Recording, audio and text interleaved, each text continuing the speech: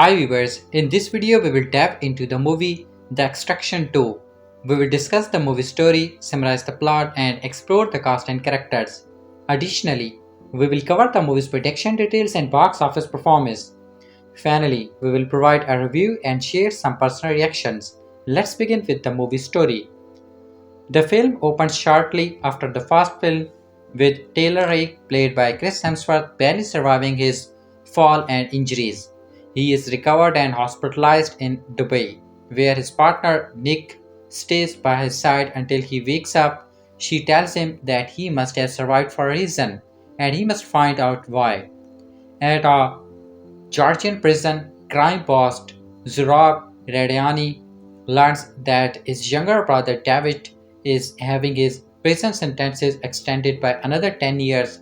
Zurab travels to the prison to meet with the government official that extended David's sentence and kill him with a pitchfork to the throat before Zurab's men, the Nagazis, kill the guards and get David out. Nick and her brother Jazz bring Taylor to a cabin in Austria where he plans to spend his retirement. While Taylor spends time on personal activities, he is also mourning the death of his son and the end of his marriage. David reunites with his wife Catherine and their children Sandro and Nina. David plans to turn his son into a Ghazi despite Catherine's protest, but Sandro idolized his father. Taylor is visited by a mysterious man named Alcott, played by Idris Elba, who managed to talk him into listening to a job offer. Alcott tells him about the Nagazi and how Rob and David escaped with their family for the Georgian Civil War but endures abuse from their father, leading Rob to become overprotective for his brother. Taylor is tasked with recovering Catherine and her kids from the prison they are being kept in. The David he proceeds to recruit Nick and Josh before getting himself in shape for the mission. The two arrive at the prison and sneak into a Catherine cell while Taylor manages to get her and the kids out without waking up David. Prisoners loyal to him become alert and force Taylor to move faster. He fires off some of the prisoners but ends up running into David, who fights him in a brief scuffle that ends with the Taylor stabbing David's neck. As they make it outside the prison, Taylor has to fight off more inmates and guards who are engaged in a violent riot. Taylor guides the family to Nick and Josh Wayne, but Rob quickly learns of his brother's death and sends his men after everyone. After a lengthy car chase in which Nina is injured, everyone runs onto a train that gets pursued by a chopper and more of Rob's men. Taylor gets more wounds and braces the family as the train drills and crashes. Zrob identifies his brother's body and gathers his men for revenge. Meanwhile, the heroes and family recover, but Sandro is angered to learn that Taylor killed his father. They board a plane where Nick finds out that Catherine is Taylor's former sister-in-law. They have a brief moment reflecting on Taylor's marriage to her sister, while Sandro secretly contacts Rob to alert him for their whereabouts. The team brings the family to their safe house in Vienna. There, Taylor talks about his personal history with Nick and later the Sandro after he confronts him for killing David. Moments later, Zrob's chopper starts making the way toward the safe house. Catherine realizes Sandro brought them here, forcing everyone to run and hide. As the villains begin to open fire, Taylor gets Nina and Catherine out safely while Jazz chases after Sandro, but he ends up going with Zrob. Taylor, Nick and Jazz kill more of Zrob's men, but Zrob shoots Jazz before they can make their escape. After boarding their escape chopper, Jazz dies from his wounds and Nick weeps for her brother. Taylor brings everyone back to his cabin, where his ex-wife Mia shows up to be with her sister and niece. Mia privately talks to Taylor about why he was not there in their son's final hours, and he admits that he felt helpless and could not watch him die. Zrob contacts Taylor, who gives him his location and airfield by a chart so that they can end things despite Nick's protest. Taylor goes along so she can stay with the family. Taylor blows up Rob's van and plane so he cannot escape after killing every last one of his goons.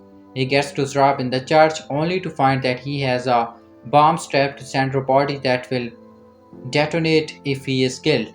Nick shows up to help and gets too short but helps Sandro remove and disarm the bomb. Taylor and Rob get into a bloody and brutal showdown. Even after taking numerous stabs, Rob says he will never stop trying to kill Taylor, leading him to put a bullet in Rob's head. Nick passes out from her injuries before she and Taylor are found by authorities. Taylor and Nick are hospitalized under police custody. Mia visited Taylor in prison and informed him that Catwan and his kids are in protective custody but had their assets seized by the American government. Taylor tells her to find $1 million in cash at his cabin to give to him. Alcott later bails Taylor out of the prison for a new job, but he says he will not do it without Nick. Alcott then shows Taylor that she has already been bailed out and then gives them a chance to work for the people he works for.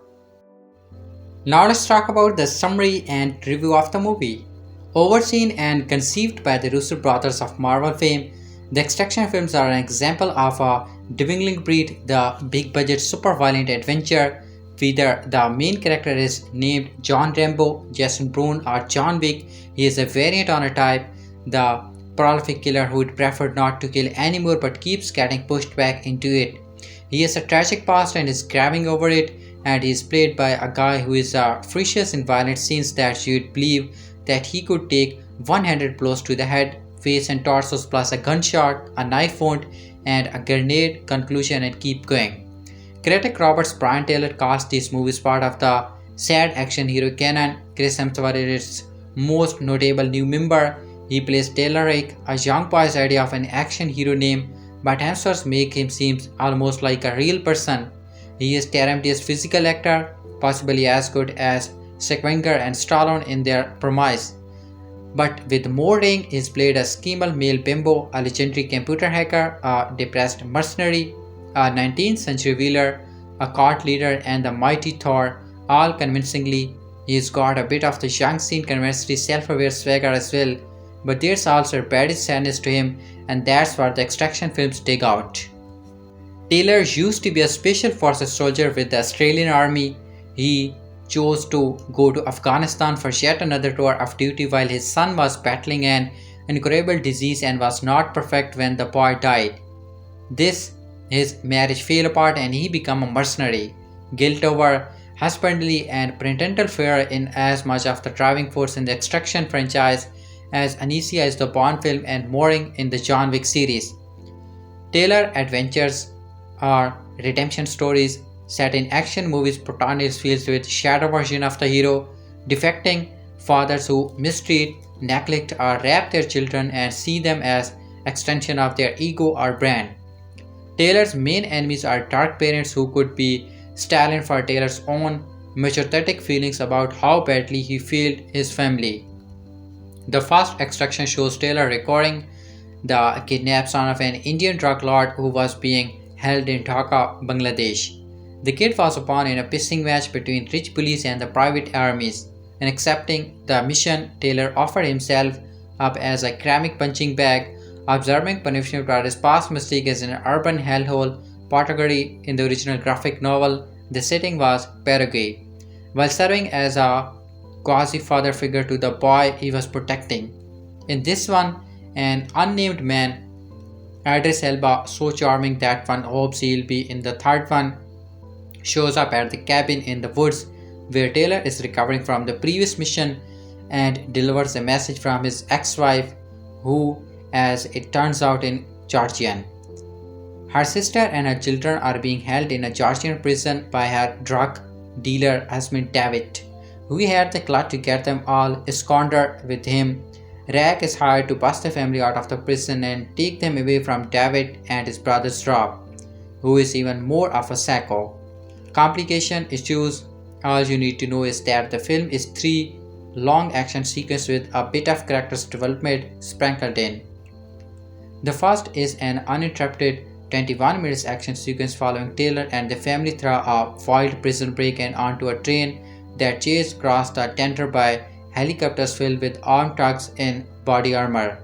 Any thugs who are not killed in a mid-air drop onto the train and fight Taylor and his 2 allies. Nick and Jazz with gunfists, knives, and whatever objects are lying around. Director Sam Hargrave, a former stunt coordinator who made his directorial debut on the first attraction, takes a digitally stitched together, super long honor that was introduced to viewer in mid-out films like Steven Spielberg's War of the Worlds and Alfonso Cuarón Children of Men, and pushes to illustrations but admittedly dazzling extremes. Like the long take in the original Extraction, it has a video game feeling. Cinematographer Greed Daly's camera often abducts a first-person or over-the-shoulder vintage pad, as in a shooter game. The pad of me moves in and out of moving train cars, right is distance to get tight closure of people, and gauche faces are panoramas full of moving vehicles and people, and generally does things that are against the laws of physics as well as the rules of production insurance companies. Despite the Eastern Europe, blue-gray filters and bloodletting and bone crunching, you are aware that the sequence is no more real than the Avengers battling Thanos. Some composite landscapes and helicopters don't pass the believability test, and a few big camera moves that take us from outside to inside and vice versa are too clever for their own good, but it's all so intricate and expertly timed that you still appreciate it, as one might a performance of a piano concerto so difficult that just hitting the notes is beyond most player capabilities. The other two major sections of the film are modeled respectively on the first Die Hard and one of John Woo's classic Doppelganger battle each other films, probably The Killer, which like this film climaxes a cadilled char which dove fluttering about. They are imaginatively conceived and executed with no fuss virtuosity through the cutting in sometimes too frantic and the camera work too wobbly. A lot of the time, Hargrave is doing a modified version of the Two Bros shaky Eagles excitement style, but they face the unusual problem of being good enough to anchor reality any other action epic yet feeling like a letdown because they follow the jailbreak to railway sequence.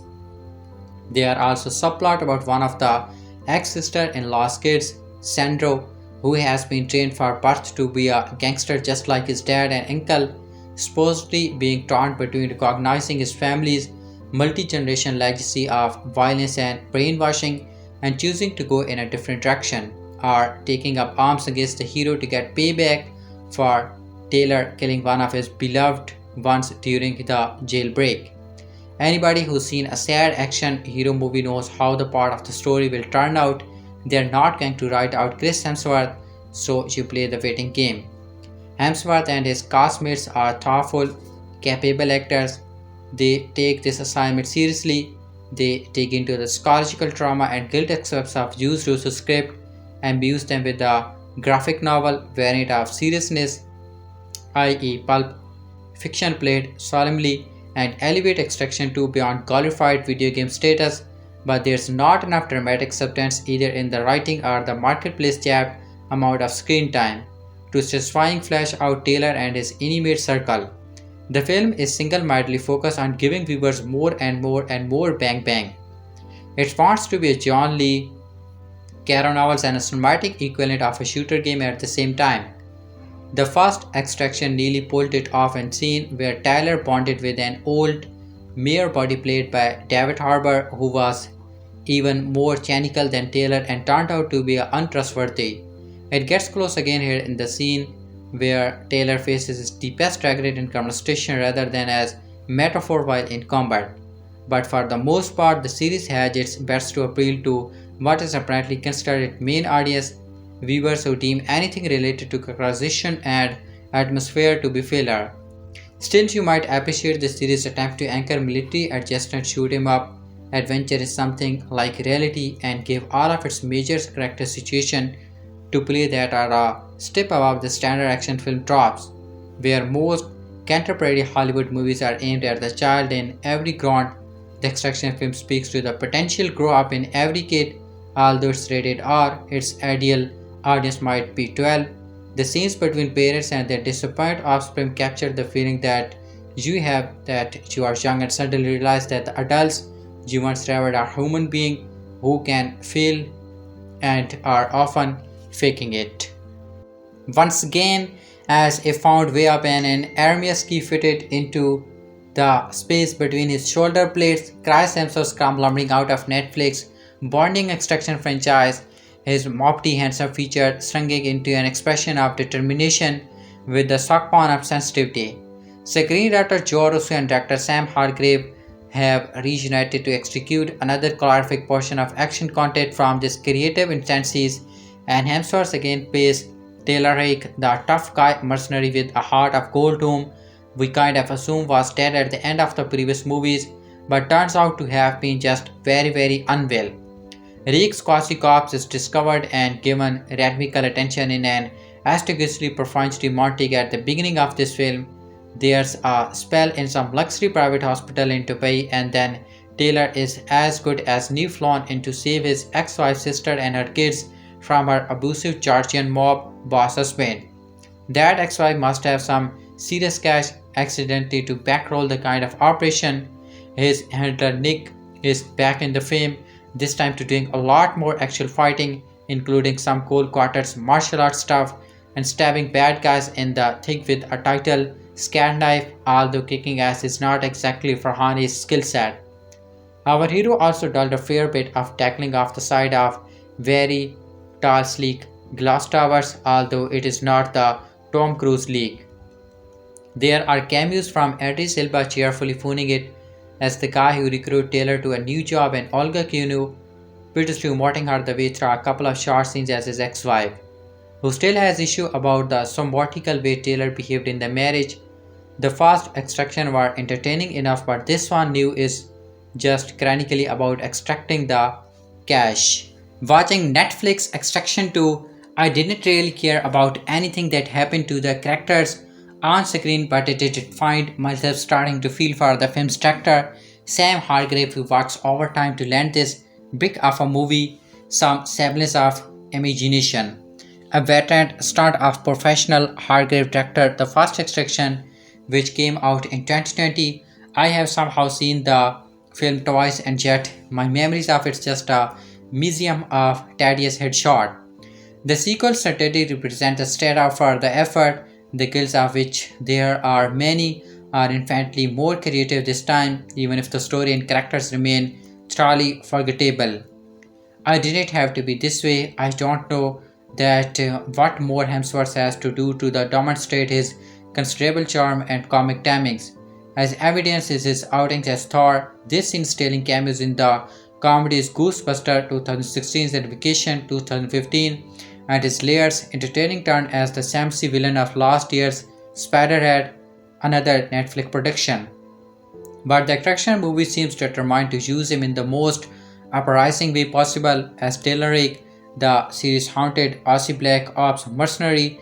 The actor is stoic, silent, and humorless. There is a reason for this. Teeny flashback through tell us that the heart of everything Rake does is to attempt wake up for aborting his young son on the deathbed.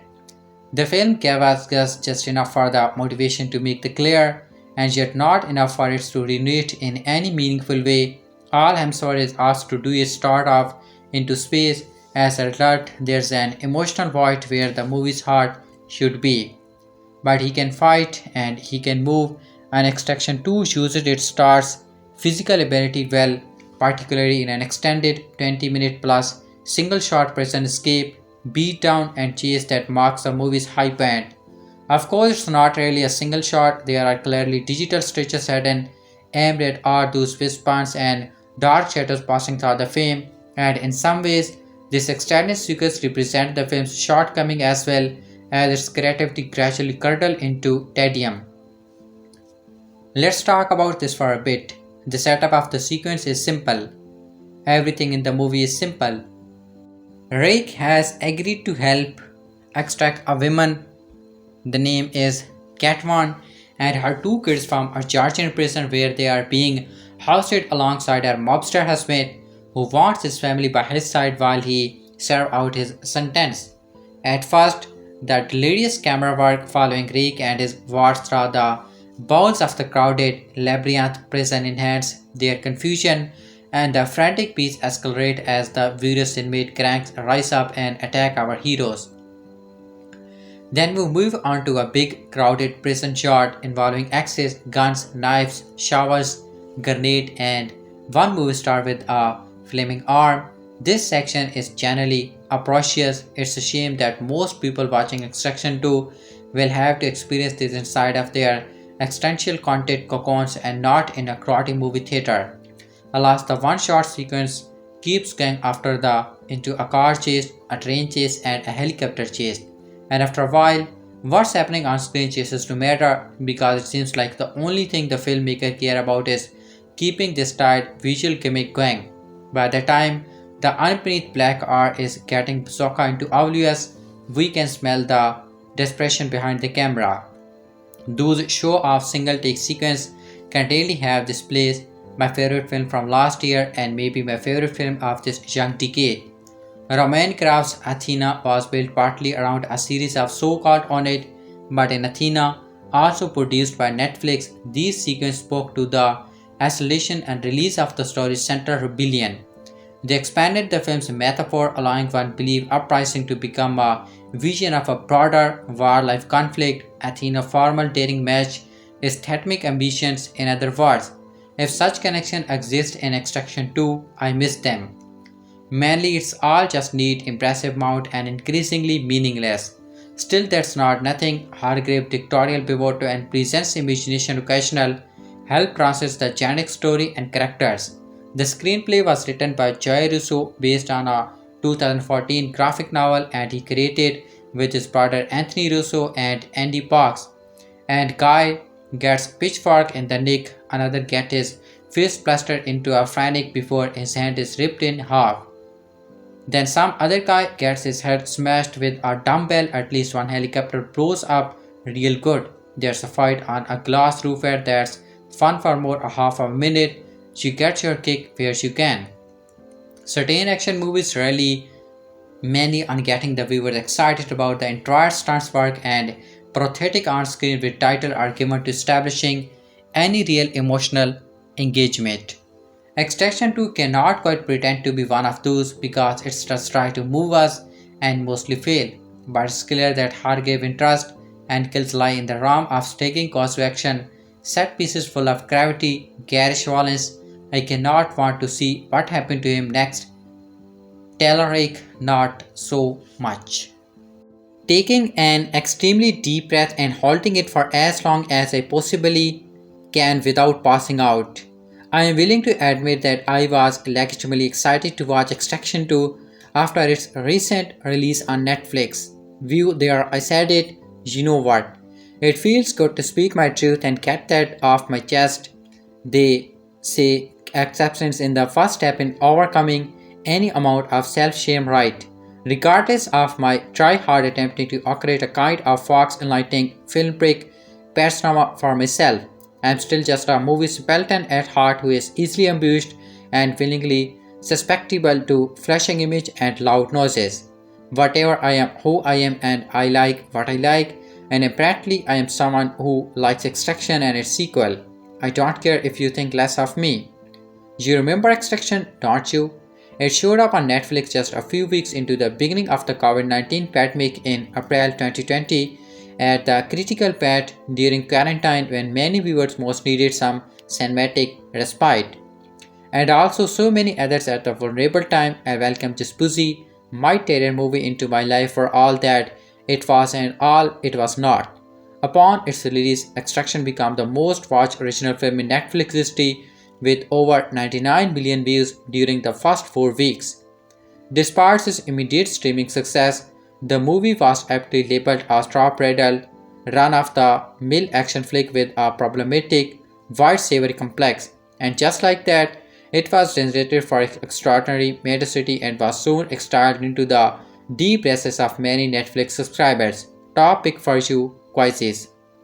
So here's the thing, it would be utter multi-practice on my part to contend that the Pudding Extraction franchise achieved true greatness in any convincible way, shape or form, but it would also be discourteous of me to turn my back on those two movies and pretend that I don't enjoy them whatsoever.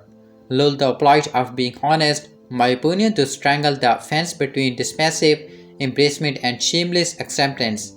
Deem it, dislike these movies altogether would be so much easier. Rather than blathering on, let's put aside the short advanced interpretation and secondary reviews we'll urge you to consuming on this blog for just a second. Let's insist assess the filmistic merits of this powerful franchise on a friendlier curve, one that fully embraces the inherent stupidity of action movies with one word titles that serve to explain the whole plot. Let's leave the barrel-aged, high ABV amateur stand out in the fridge of now and crack upon an ice-cold domestic larcher with bright blue mountains on the cane instead. Just this once, let's try to not spub or be snobby. Extraction. Tyler Rake, a fearless mercenary who offers his services on the black market, embarks on a dangerous mission with he is hired to rescue the kidnapped son of a Mumbai crime lord. The film concept and setup first film are pretty standard fare, if not amusingly obvious and on the nose. Sometimes that can be enough. Tyler Rake, played by Hemsworth, is the gun of hire tasked with, you guessed it, extraction Ovi Mahajan. Ovi is the son of assassinated Indian drug lord Ovi Mahajan SR, who has been kidnapped by corrupt police officers working for rival Bangladeshi Lord Amir Asif. Oh shit, now we are cooking. Rake, who is retired from special forces in the Australian military, is now a black market mercenary with a short of recklessness necessary for the line of work. He is also divorced and haunted by his past decision to return to active duty in the midst of his son's terminal battle with lymphoma. These are accurately deployed as minor but major details at this point in his life. Rake has title to live far beyond the medicinal adrenaline that comes with his violent and dangerous day job. In exchange for his many sins, he may just be waiting to catch a stray bullet on the job. Okay, let's recap. Hemsworth plays a willing to go rough harling with a death wish and an unstable thirst for inductive violence. Is this not a textbook definition of the handed action hero paralyzed by his own trauma glitch? It's true when they say that man will literally become freelance paramilitary constructor and end off gang to therapy. Except, of course, this time around things are different. Rake has found a surrogate son in Ovi and in turn, a reviewed sense of purpose. Saving kids will do that to a person. Do you find any of this to be the last bit surprising? What elevates Extraction a cut above other cockamamie action thrillers of similar ambition and paramity in its own self-awareness and commitment to the bit? While the screenplay is certainly clumsy and corny, the movie stayed its course by adhering to a few simple principles. Rely on snazzy visual storytelling to keep the action moving forward at a breakneck pace. Make sure everything stays in motion by keeping its details very simple and very stupid. Assume viewers are either there for the explosion and the lead performer's charisma. Easy enough? The filmmaking blueprint here is uncompromisingly arched in the best way possible, where gritty realism is generally offset by supreme outlandish. Because of this, I actually found myself more emotionally invested in the story than I might have been otherwise. Don't get me wrong, there are still plenty of moments where this approach is overextended and doesn't hold up tonally. Insert the scene where Hemsworth fights a bunch of kids, but even those deviations may be zany enough for some viewers to embrace. Just kidding, even the fight sequence was a bit too far. My primary criticism of Extraction is that it did not elevate, fully adore and enforce in its own mission statement, which brings us to the sequel. Tasked and exciting a family who is the mercy of a Georgian gangster, Tyler Rake infiltrates one of the world's deadliest prisons in order to save them. But when the extraction gets lost and the gangsters die in the heat of battle, this equally ruthless brother tracks down Rake and his team to Sydney in order to get revenge. Sequels have the luxury of narrative familiarities which can abandon creature to take more chances and cut corners more precisely. The best sequels are more of the refinement than a reinvention, where storytelling choices feel predictable but are often easier to manipulate. Second time's charm, I guess, so where Extraction may have stumbled, Extraction 2 often thrives rather than just simple learning into established genre tropes. This sequel makes a point to wholeheartedly embrace them. This time around it's all gas and no brakes. The Extraction 2 is learner and meaner than its processor because it is unafraid to totally state the obvious and go for a break. After barely surviving this mission in Dhaka, Tyler Rake retired to life in an Australian cabin but in no time at all he is called back into the field. It's time to rescue his ex-wife Mia, star Catwin, and her two children Sandro and Nina. Unfortunately for everyone involved, Catwin is married to David Rodiani, who is one of the co-founder of the largest crime syndicate in Georgia. In his imprisonment, he has forced his family to live in the prison with his answering the family's call of duty. Taylor infiltrates the prison and during the extraction, he and Catwin are attacked by David, Tom Taylor and ends up killing despite narrowly escaping the prison throughout. The theme safely is short-lived thanks to Sandro alerting his dad's encouraged to the earlier whereabouts. There's some really teenage angst and daddy choosing going on here. After another narrow escape from the Evil Bridge, Taylor is able to communicate with Mia about his disappearances right before his son's death from cancer. As you can probably assume, a final showdown inspires where Taylor is able to do what he does best, keep the formula kids. Maybe I did not sell that enough. Extraction 2 is good. The deliverance on the formulaic principles outlined is the first movie allowed the sequel to be even more potent and ordained in all the right ways. This time around, everything hums along with increased immediacy. The action set pieces are stunning, and Hargrave helps the auntie by pulling up our 91 minutes one-shot action scene that surpasses the first film's on by 9 full minutes. Sure, if you look closely, you will see the seams, but the overall direction and choreography is kinetic and effective. Extraction 2 knows when, where, and how to flex its muscle. It's convincingly designed so that all disbelief stay in a constant state of suspension. Both Extraction movies were written by Geoff Russo along with his brother Anthony, both of whom are best known for directing 4 prominent films in the Universal Cinematic Universe, including Avengers Infinity War and Avengers Endgame. My guess is that you are perhaps familiar with these two titles, but movies are directed by stunt coordinator turned director Sam Hargrave, who is best known for his collaboration with the Russo brothers on many of those MCU films, and in the starring role is Hemsworth, the bulky hunky actor who obviously is best known for his performance as Thor in those very MCU films, from which he went on to become one of the world's most recognized and highest paid actors. Hemsworth has always has an undeniable on-screen presence and physicality, but here he should be loud in ways he has not had to before. He has a great chemistry with his co-star Golshifteh Farahani, who plays Tyler counterweight and de facto partner Nick Khan. Their personal partnership feels authentic and together they balance each other out and co-create a kind of credible chemistry. In both films, other supporting performances as Sajurov in Extraction 1 and some well-developed cameos, David Harbour and Idris Elba in the two films, respectively, inject an extra dose of energy and distraction that keeps the audience guessing. The technical aspects of both movies are up to snuff. I'll call special attention to Henry Jackman and his video game style score. Everything is solid across the board. The every screw is standard or loosened constantly in the sequel. Not less to say, Extraction is exactly the kind of movie you'd expect someone to make after scaling blockbuster Everest multiple times over, and Extraction 2 is the continuation and distillation of that creative pursuit.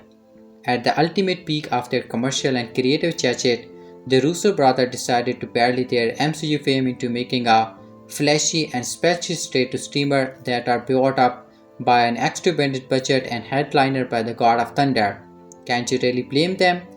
After having the likes of Kevin Feige and Bob Iger peering over their shoulder for years, it must have been refreshing to footer about on Netflix nickel and not worry about box office returns, delivering on fan service or making serialized storytelling decision. For the record, when you make the biggest movie in the world, I think you should be allowed to do whatever the hell you want afterward. Except for the Grey Man.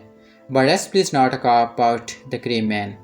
So maybe Extraction was not aiming to reinvent the wheel, but the sequel knows just how to keep the wheel spinning in the right direction. So yes, what happening minute to minute is scrambly thumb, but Extraction 2 proves that the franchise has enough peak and self-awareness to not overextend its scope or overpromise on quality. With this sequel, The filmmaker rightly steered into this strength with a knowingness and swagger that is not disruptive to the overall tone and tempo. I am no longer afraid to admit that I am looking forward to another sequel. Remember when I casually dropped a reference to cracking open an ice-balled domestic lager with bright blue mountain on the can? Yeah, that was very international. Even still, I stand by this pairing. I say if you are going to spend any of your time watching Hemsworth panel a bunch of inmates during a prison riot, you should have at least 6 gold bearers at your ready. Just sit back and enjoy that Rocky Mountain high. It's very hard to say much of anything about Extraction 2. Chris Hemsworth is good, but you could have guessed that without him, the franchise likely would have even been dead on arrival. Outside of some compelling beats of action, which, to be fair, should not be understated, this franchise has not risen above its best dialogue and countrywide storytelling thus far, and considering the last setting setup in the one of the threequel, you should not expect it to anytime soon. The Russo brothers, with all their talk of tying movie theater and TikTok inspired modern filmmaking, are not doing themselves any favor here. Their script is the biggest problem. It utilizes tried and tried direction of the story that's been told 1,000 times, and here they worsen that by relying almost solely on repetitive flashback. Again, Hemsworth is really good. He is doing his best with what he has and pulling out all the stops to scratch what little he is being given. To that, there are times when he is able to break through and utilize the inherited emotion of the character's situation, dropping a few tears and trying to find a purpose in it all. It's never long after these moments that something explodes, a gun gets shot, or scream echoes in the distance, pulling him and us away from the only semblance of feeling that the film is able to extract. Even in those more promising moments, the dialogue is really tough. There is not a line in the entire film that is not buried. Many of them feel ripped from some of the lesser Call of Duty campaign, while other feels like they could have been AI generated, which is fitting of the Joy Russo recently came out in Sport of Inhuman Screenwriters. Perhaps he's gotten sneaky and went ahead and given it a test run with this one. Either way, none of this feels real. The human characters and their arc are flat, as well as the environments in which they all aimlessly spin. Everything looks gray and glossed over with a fake, metallic feel, and as a result, none of the building crashing, field spanning, and fire burning land with any shot of gravity. It's all weightless, at least everything beyond the first act. The fabled 28-minute one take toward the beginning is actually pretty thriller. That seems right that it belongs in a different movie, having just established the stakes, yet not having been indebted with the soon-to-come mountains of poor explosion and stolen collector beats. The tension is high. Hemsworth barreled this way through countless wars of man fodder, using very violent method in his arsenal to get to the end. It's very bad A point to be sure, but it just rips all the way there. The sequence begins in the night and continues as the sun rises, and by the time it ends, all track of time and space is lost, and that is more than okay. These movies are their best when they exist only as machine of their well-engineered chaos. If director Sam Hargrave went and turned this franchise into 45-minute drive-in short films, they'd likely work a lot better. There simply is not enough story to substantiate the madness in a full feature. That issue result is an uneven piece with needless skits and halt. The madness is the magic, especially when it works like it does in this first act. Extraction 2 in style over substance because it tries to substitute its style. It's just committed to the life being the substance. We'd probably be in the much different situation right now. Alas, this is what we had got. What we have got will likely be all we have ever got for these movies as well. It seems hardcore action fans may have even to like in the one that many, but even then, how much madness movement and nosy instancy can take. Extraction 2 is the one of the year's biggest disappointment thus far. Threw it on the background, maybe watch the trailer to catch some of that action, but beyond that, this is a tough 2 hours commitment to justify its existence. Extraction 2 is that when I heard about the sequel to the Chris Hemsworth Netflix movie Extraction, I ask myself one question: when the hell did the last movie happen?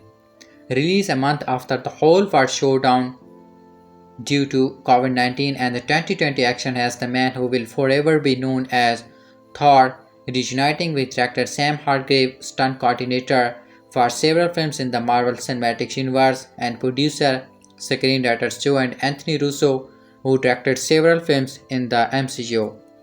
And this adaptation of the graphic novel started with the Russo brothers co-created the never not buff Australian plays Taylor Rake, an extremely lethal and extremely dominant black soft mercenary who gets dispatched to Bangladesh to extract a drug lord's man who has been kidnapped by a rival drug lord. The movie ends with Rake getting shot in the neck, falling off a bridge, and somehow managing to visit the kid several months later. Extraction 2 shows you what happened during those moments. Found washed up ashore, the comatose rock is sent to a Dubai hospital for recuperating and rehabilitation. His old partners, brother and sister mercenaries Nick and Josh, set him up in a cabin in the snowy Austrian woods. Between this and Jennifer Lopez's recent The Mother, it seems like all military trained killers in the Netflix movie eventually end up chilling in a show-covered cabin somewhere. His retirement is interrupted by a visit from a mysterious guy, Hemsworth, former Thor co-star Idris Elba, who comes to him with a job he cannot refuse. He is to extract a woman and her kids from a Georgian prison, and where they are being held captive by her infuriated husband, who is also the brother of Georgia's most powerful gangster. Why does Rake take this job? She is also the sister of Rake's ex-wife, still hurting from his running off an mission while their wild was dying in a hospital. The extraction movies are basically FPS games where you don't need a controller to get all the kills, with Hemsworth spending a tedious amount of screen time popping people in the head with his ultimate supply of artillery. These flicks are all about getting you knee deep in the carnage. The first one has a 12-minute sequence shot where digitally tied together to make it look like it was done in one take, where Hemsworth dodges all kind of dangerous shit. Since this is the sequel, there's another long take sequence that's longer and even more insane, complete with Hemsworth super soldier battling inmate during a prison riot, getting in a wild car chase with killers on bikes, and blasting away at helicopters on a runaway train. It's a backnet crazy 20 or so minutes. Unfortunately, just like the long take sequence in the first movie, this sequence happened in the first half.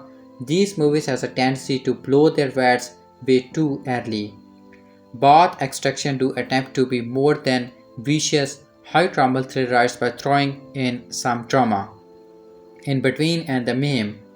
This installment really lays on the whole sense of the father's subtext just in time for Father's Day, with former bad tech Ray going on against a napping who was virtually beaten into villain by his abusive old man. Hemsworth does his maddest not to be dashing the face merrily at this as the contact killer with a death wish who's unfortunately too damn good at his job to die, going on an effortless murder spree in order to protect his people, which include a peasant teenage boy who would rather be with his vengeful uncle and his crew of killers. Farahani and Bessa character at least have more opportunity to ooze some ass alongside the star of the show. For those who actually saw the first Extraction, if you did, let me know. I literally know no one doesn't seen it. You will be pleasant to know that the sequel is basically more of the same, relentless but unsparing mix of chaos and pathos, and since a third film is most definitely on the way, expect Hemsworth sadistic mercenary to once again get his suicide mission on. When Extraction movie hit screen in April 2020, it came as a welcome action destruction in a pandemic landscape bereft of blockbusters. This sequel arrived to a far more crowded field, but if anything it's more eye-catching and considerably bigger in scale. Director Sam Hargrave and star Chris Hemsworth have clearly pushed themselves and one another to go harder, higher and bloodier than ever. We open with a reminder that Hemsworth's Taylor Rake still a religious name, basically died last time. Slightly refreshingly, he does not immediately shrug it off, enduring month after rehab and serious impairment of the first act of the film. Then, of course, he is back to 100% from his no time or by normal human standard about 150%. The callback into action comes not via just usual BFF and manager Nick, but via a mysterious man, a messenger from his ex-wife. It turns out she needs him to rescue her sister from a Guardian prison, where her powerful drug leader husband David has been kidnapping her and their kids close at hand. Rake will have to go and rescue the women and children and get them away from both David and his even more menacing brother Zurhab. What could go wrong? Well, practically everything. From the moment that Rake is reuniting with his ex-sister-in-law, the plane goes pear-shaded with a riot breaking out in the prison and a gateway complicated by Rob's improperly well-prepared strike teams. Hargrave and Hemsworth have shaped up the film's quasi one, but the relentless piece of the prison skips live up to the hype as Rake takes on all commerce and an integrated series of transport solutions to get the small family out of their uncle's sphere of influence. Hargrave, a stuntman turned director, knows where to put his camera for maximum impact, and generally disturbing Foley work showcases sounds of crushing bones and splattering blood. You feel very Punchland. By comparison, Henry Jackman and Lex Barriger's score often drop out entirely, replaced by the rumorless rhythm of semi-automatic weapon fire and helicopter blades. A couple of extended action sequences threaten to get too much, but Hargrave just about pulls it back and adds a couple of witty touches, once again employing a rake as a deadly weapon and putting it worse, surely a deliberate nod to Thor for a giggle. It's shot with the same rather titled color coding as the last movie, where Dhaka suffered from the awful yellow filter. Georgia and Central Europe are apparently natural tangle blue-gray at all times. But otherwise, this is a compelling example of the action genre. There's more emotional depth than its 80s forebears would have allowed, and a neat through-line about sibling relationship and what it means to be there for the ones you love.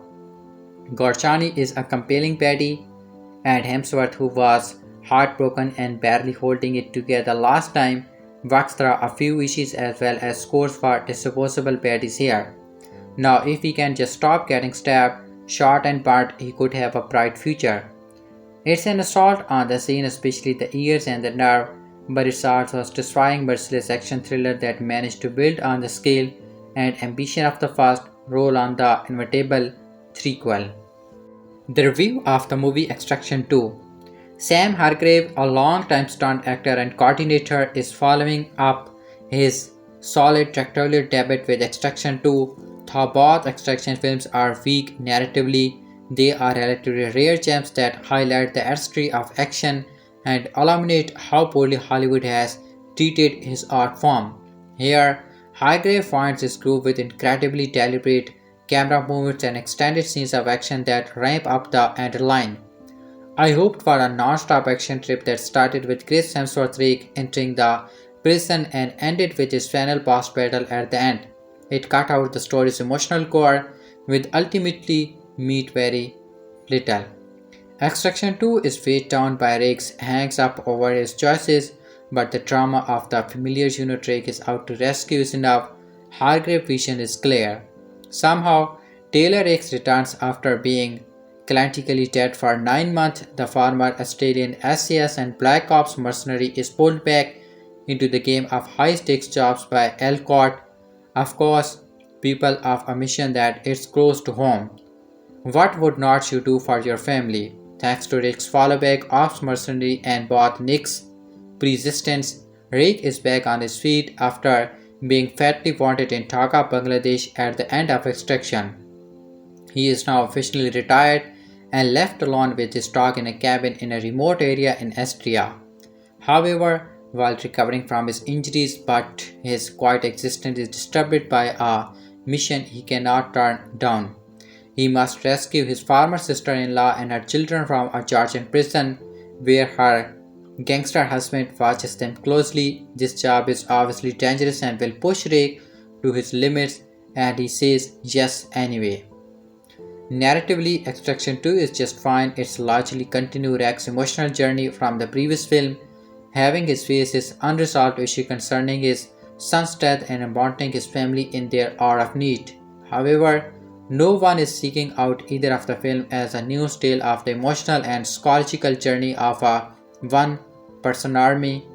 The action is the main event. Tyler Rake is no John Wick, where his emotional turmoil is the basic of his never-ending quest of revenge and survival. In a way, the script written by one producer Joy Russo is clunky and ham-fisted that'll see obvious and eye-rolling. Luckily, the actors are top tier and make do with what they are given. Hemsworth has had his ups and downs in the action space. He often stars in projects that often have him pausing instead of doing anything interesting. With Destruction 2, you can see why he would be compelled to return to his character and to Sam Hargrave repeatedly because, unlike its other production, he is trusted to be an action star. With some help from the stunt coordinator on the film, Sam Hargrave himself and Hemsworth's stunt double Rake is forced to be reckoned with. Rake may be hollow regarding personality, but when activated, he is quite a sight. His movements are raw and powerful, his punches and kicks land, and his quick hand-to-hand combat will have you holding your breath. When things go boom, you honestly believe there's a rip of his spine, but he keeps getting back up. The realism infused into these sequences helps create an impact, but there are several moments where you cannot help but flinch at what is unfolding before you. Hemsworth fits right into it all. There is no gorm shot and no needless cocking as this psyches.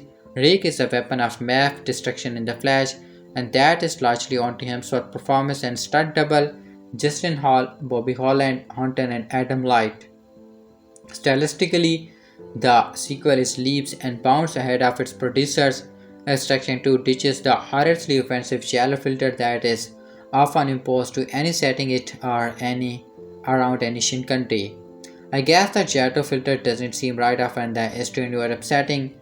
Even Forbidden Hollywood used the overstretched filter elsewhere. Newton Thomas Seagull learned on all the wrong except for this last outing with Hargrave, but Extraction 2 cinematographer Greg Berlanti realized a slightly cool stunt adventure that suited the antagonist's cool-hearted nature like Hargrave. Berlanti's cinematography is confident, steady, and is just enough to allow the action to do all the heavy lifting. Extraction 2 will be a hit on Netflix. It is part of a pitch-perfect correction that is designed to maximize an actor's appeal. Give us a predictable and unprecious story that is easy to follow and digest. Minimal action turmoil and some snazzy visual to keep us hooked for 2 hours. Extraction 2 will stand out for the rest as it easily busts the rest with its action. And Hemsworth, whether his character is interesting or not, is very likable and easy to root for. It's a movie that will probably not leave a lasting impression, but the action keeps pulling up in again and again. Extraction 3 is particularly a guarantee. That is, if Netflix doesn't continue being on of the big villain during the Hollywood writer's strike. My only hope is that Hargrave abandoned the nation that a solid action film needs a heartfelt emotional narrative. With some personality adjustment to our dear Tyler Rake, the action can be bigger than ever with each subsequent sequel. Extraction 2 begins streaming on Netflix Friday, June 16. It is 123 minutes long and rated R for strong bloody violence throughout and language. After barely surviving his grievous wounds from his mission in Dhaka, Bangladesh, Tyler Rake is back and his team is ready to take on their next mission. The amazingly modified Tyler Rake lives in his hugely entertaining sequel that was just released on Netflix today. This is one occasion where I was delighted to hear a movie was getting a follow-up, as I remember getting a lot of abuse for not loving the first section, as I hate movies where the heroes die in the end. Thankfully, that was not the case, and like any great action star, Taylor Rake gets shot, stabbed, and more, but still keeps on going. Extraction 2 may not have quite the relentless pricing as the first movie, but I like that as it gave up a little more character depth and had a few more moments of humor too. Taylor Rake is my favorite character that Chris Hemsworth has played so far. Sorry, Thor fans, as he is a man of few words but is a born killing machine, occasionally sparking a line between dashing out beatings to the endless onslaught of bad guys. He is a surely bigger, which is something I can totally relate to, and I love how he just passed everyone's ball at first. He is still racked with guilt over the death of his son, so we understand why he behaved the way he does. One of the many highlights of Extraction 2 is the prison escape, which can include a one take action sequence, but the best moment is Taylor punching guys while his hand is on fire. Director Sam Hargrave once again proves that people from a stunt background make the best action movies where we get to see every punch and kick, and there is just amazing cameraman movements throughout. The fight scenes are brutal and you feel like you are in the thick of it. I love how in both movies someone gets killed with a rake simply because the protagonist's name is Rake Genuine. The villains are hateful enough how we understand their motivation for wanting revenge, but I also had no idea Daniel Barnett was in the film. I was hoping he would have had a more satisfying showdown with Rake, but he is disposed of a title too quickly. Idris Elba has a small role as a mysterious figure who gives Taylor detail of his latest mission, and it made me think that he may have been too old to play Bond now, but Elba would make a great M. It's very much open for a third entry, which I hope we get sooner rather later than I have really become a fan of these movies, and I like Hemsworth in this role. He also has a good sport with Nick, and they should totally get together at some point if they ever stop killing people for more than 5 minutes. Overall, Extraction 2 has so many entertaining set pieces, it's hard to pick a favorite, but this is one of the best action picture of the year with regular fight scenes, shootouts and explosion, so action fans should enjoy every bloodshot seconds. What do we really want from action movies? Is there really a need of an intricate plot with twists and turns, or multifaceted characters with engrossing backstories, or some kind of emotionally challenging element made to make an audience think? Sure, those elements help certain films go from interesting to iconic, but on the most basic level, an action movie has to live up to its name with intense fast fight, vehicular meme, a ballet of ballads, and a hefty flow of slow motion assist Moko posturing. Then again, it's just as the base level, sound and fury are fun and short burst, but is a near constant stream of its impressive or executing. If a movie has a punch out, a knife fight, big machine guns against a helicopter, and a train crash all in an impressive sequence fashion, is that how inspiring or simply the rare minimum. Extraction 2, the sequel to the 2020 surprise Netflix's, sees the shocking return of beer-selling cliff-driving black mercenary Taylor Rake. It's a shocking return because the first extraction saw Taylor be beaten down, shot in the neck and sunset in a Bangladesh river. But by sheer force of will and Netflix algorithm presumably, Taylor survives and spends 9 months rehabbing from his last impossible stunt show or impossible mission, whatever works best. He is then contracted by a mysterious figure to rescue a woman and her two children from an Eastern European prison, whether they are being held under the thumb of her gangster husband. With the help of twin specialists Nick and Jazz, Taylor maneuvers through prison riot, train assault, and emotional vengeance to get the mission done. You were chronically dead 9 months ago. Netflix claimed the first extraction was watched by 99 million people, whether that was due to the COVID-19 pandemic, looking us in our homes without a theater to go, or through genuine interest of the charismatic Thor punching his way out of the foreign country. The success of Extraction likely came from shared clip of the movie's one take action scenes. One take scenes have become a gift and a course in movies over the last decade or so, sometimes being generally impressive feats of stunt work and directive when done right, after other times overly and long and unnecessary as a means to hide edits when done wrong. There's a 20-minute scratch in the first act of Extraction 2 that has some of the best action filmmaking in a good while. Returning director Sam Hargrave, formerly a stunt coordinator for the latter Hunger Games and adventure movies, and his team breathily move the audience with Taylor as he battles near a furnace, through a prison drought, during a car chase, and even a train escape. All of that meme has a good flow and consistency to it, going from agile hand-to-hand combat to persistence and occasionally ridiculous gunplay, and back again with Hargrave knowing exactly when to get the camera close of maximum impact and when to pull back to show the scale of the chaos. There are moments when our heroes look a bit too invincible, like when Hemsworth punches a prison while this arm is still unfair from a Molotov cocktail, but it's hard not to smile when Extraction 2 just gives up its presence of gritty realism and makes its protagonist look like a character from the Taken video games. Just another generic dot shot him up. Unfortunately, that jaw-dropping 20 minutes jump is pretty early on in a 122 minutes feature that cannot keep in with the momentum.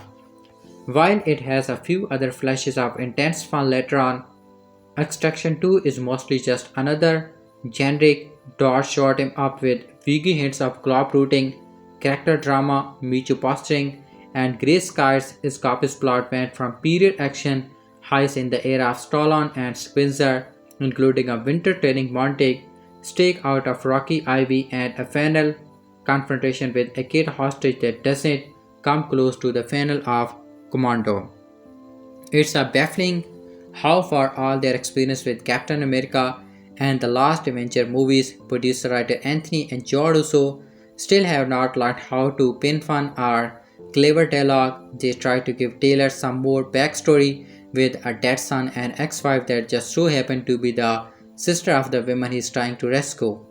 But the only share about 3 scenes of meaningful words together before he is back to barking tactical order and rolling his AR-15. The villains are such basic beard orphan buddies that you could have sworn they were already viewed on in a period John Wick movies. Not even a surprise Idris Elba casting on living up the grab filler whenever Extraction 2 doesn't have its foot on the gas. Incredible cinematography and stunt work, shame about the rest of the movie. And then there's Hemsworth, whose talents might not be being used to the best of their abilities. Don't get me the wrong, the grizzle as he has the buried in body here to be authentic action on par with Arnold and Sally. He does the scripty. He doesn't bring any kind of levity or smooth charisma to the role, merely being the main cog in the fight scene machine that adds to the overall badness of the movie. It's the thing that separates the friendly diversing of Stranger from the dull system of Steven Seagal, and while Hemsworth is no aware, he's proven multiple times to have more charisma and energy than Singh's plotted remains. Why cannot he have an ice cream shaped in the nose or give his brother a robot of his history? Hell, even Jean-Claude Van Damme's had some sweet dance moves. The bottom line. Have we as an audience have been too spoiled by newspeaks in action cinema over the last 15 years to appreciate the craft in Extraction 2? No, because your jaw-breaking, gun-tooting, physical-defying action movie still needs to have some heart and soul to it.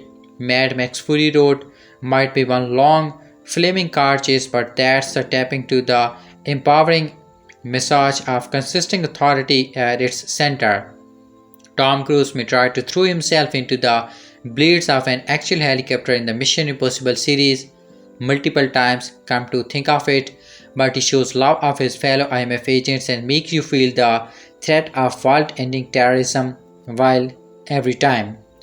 For all its impressive stunt work and sequences, Extension 2 is just trying to meet the quota for a standard action movie. It doesn't hurt to want a little more than another fight. I did not care for the first extraction apart from a sleeky constructed on the occurred near the film's beginning. The movie reiterated a dull and problematic white savior story shot with the racism just yellow filter that I thought Hollywood didn't use anymore. However, the movie was a COVID-19 hit for Netflix. When the sequel was almost immediately greenlit, I was convinced it would be the same old stuff when Extraction 2 opened with yet another scene with Tyler Rake, Chris Hemsworth in Bangladesh, with the yellow filter pistol all over the frame. But that doesn't long last while Rake being rushed to hospital in Austria and forced to retire after the first film emits. Rake's retirement also doesn't last long as he is visited by an unnamed man, Idris Elba, who tells him that his ex-wife's sister is imprisoned in a Gaussian prison cell. Rake arrives with Nick and Josh to help out, and it's not the simple of an extraction. Kate Vaughn's husband is waiting to Rake to arrive, whilst her son Sandro communicates with his uncle who leads a ruthless criminal organization. This leads into the film's first action sequence, which is an unbroken one take that gets from the prison walls to the prison country yard, then leads into an insane car chase in the woods with bikers trying to blow up Rake and Nick's car, which then finishes on a moving train with Rake trying to fight off a helicopter with a minigun while Nick tries to keep the train going but has to face off with enemies of her own. At some point, Rake's first catches fire and he starts punching dudes left and right with it until it extinguishes itself as he punches more people. Yes, some criticize that it's not a truly unbroken cut and that the digital cut are quite obvious. However, when the craft is so strong from its masterful game work, which logically follows each respective character and switches to multiple perspectives throughout the scene naturally, and its staggering stunt work with no shortcut of moments where you are likely to slap your seat in utter excitement having witnessed an action sequence for the gas. In that 21-minute scene, there's so much more brain cannot process that which you will immediately suspend your disbelief and enjoy the ride. Hargrave and cinematographer gratefully pull no punches in crafting a mind-melting mechanism action test piece that will surely be in your top 5 of the year. It's not an issue that the digital cuts are obvious since it's possible to craft a set piece like this one. Cautious take.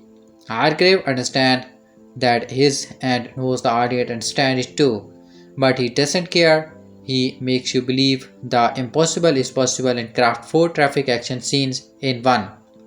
The thrills continue with a sequence inside a cramped apartment room, and while it is not as sleek as the film's main attraction, it has its fair share of moments in which Rake Gravity uses the environment around him to defeat a slew of infinite villains.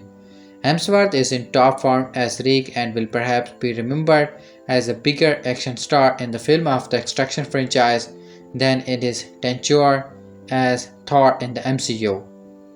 He is a fully fledged action star, giving his own spin-off to the sad action hero canon. He gives a far deeper performances than in the original, particularly in scene where he recalls the last time he saw his late son and his ex-wife, wonderfully portrayed by Olga Kurylenko. However, the show stealer for Extraction 2 is Golshifteh Farahani, whose arc correctly expands from the first and is a major part of the action. Granted, she was heavily involved in the first film's climax. However, in Extraction 2, she outshines Hemsworth on several occasions, particularly during specific moments in the film's core action sequence, from the engine car fight to the rooftop shootout and culminating in a John Woo's Isco gun duel between Nick and Srab in a chapel. Farahani is a bona fide action star and is one of the very best part of the movies. If Extraction 2 had a compelling plot, it likely would be as good as John Wick Chapter 4, but the film ultimately fails as crafting a compelling antagonist that is not riddled with stereotype and cliches, just like Sandro arc has been done one too many times but not to feel predictable. However, one will seemingly forget to flaws and think they are minor nitpicks since the audience has clicked on Extraction 2 to see Hemsworth kicking ass in more ways than one. In that regard, the movie delivered and is one of the year's best and most intensive action picture. It's a damn shame that Netflix didn't release it in every cinema possible, but they're hoping this one on get the IMAX retirement. It'll be there on in a day once. There have been a number of action hero archetypes in film over the years. We have had your glib action heroes like Siegwenger and Willis in their heydays. We have also had method action heroes which range from Mad Max to most superheroes put on screen these days, but likely what we have seen more of than anything is the sad action hero. The fearless warrior who is too depressed to do anything other than murder a bunch of bad guys, and if he gets him or herself killed in the process, so what? Keanu Reeves' John Wick is obviously this subgroup's reigning king, but with the release of the first Extraction in 2020, Chris Hemsworth's Tyler Rake proved to be an exciting new addition to the sad action hero canon. Produced and co-written by Russo brother, architect of a handful of the best Marvel movies including Captain America the Winter Soldier and Avenger Infinity War, and directed by their longtime stunt coordinator Sam Hargrave. Extraction was a B-movie blast, a throwback beat 'em up with found Hemsworth tearing through a crowded and corrupt South Asian city to rescue a kidnapped teenage boy from a Bangladeshi drug lord. Third's White Savior setup had some carrying fool Hargrave movie proved to be a great time for anyone looking for little more than thrilling action choreography and delightfully brutal photostics. Now 3 years later, Hemsworth is back in Extraction 2, a bigger, more expensive looking sequel that shares some of the first movie's more problematic elements but also loses a lot of its down and dirty charm. Extraction 2 starts strong with a epic 21-minute continuous action sequence. Extraction 2 directed once again by Hargrave with Charles Russo handling writing duties by himself, pick up immediately after the climax of the first film. Rake, a special ops soldier turned mercenary who has never emotionally recovered from losing his young son to cancer, has seemingly died after completing his mission, getting riddled with gunfire and falling off a bridge through as the film's final scene teases. Rake in fact has survived. To Extraction 2's credit, it doesn't just have Rake immediately and magically recovered from his many serious injuries. Instead, we first see him in a deep coma that only his handler and loon friend Nick wants to give him a chance to fight through. When he inevitably wakes up, he goes through a month of physical therapy, eventually retiring to a small cabin where he can live out his days with his dog and chickens. However, you cannot keep a sad action hero out of the field for long, and Rake is eventually visited by a stranger, Hemsworth third buddy Idris Elba, with a new mission, only this time it's personal. It turns out Rake's ex-wife's sister is married to a David, an Eastern European terrorist. What are the odds? And she and her two kids are currently confined with David inside a Georgian prison. Rake is tasked with extracting them, a mission he is compelled to take on as he still feels massive guilt for not being there for his own wife when his son died. As with the first movie, the extraction itself only half the battle, as Rake then also has to escort his ex-wife-in-law and both kids to safety, which is not easy once David terrorist leader Brother Rob sends his entire army out to take down Rake and anyone else who gets in the way. As far as set-ups go, it works well enough, and during its first 50 minutes, Extraction 2 gives fans of the original film everything they could have asked for.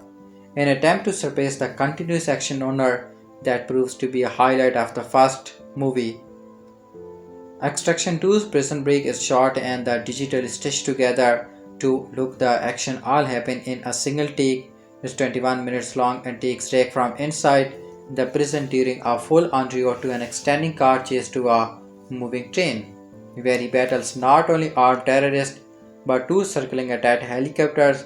Even better, the camera leaves Hemsworth for a scratch during the sequence to instead track Farhani, an underrated contributor last time who gets to become a full-page action star.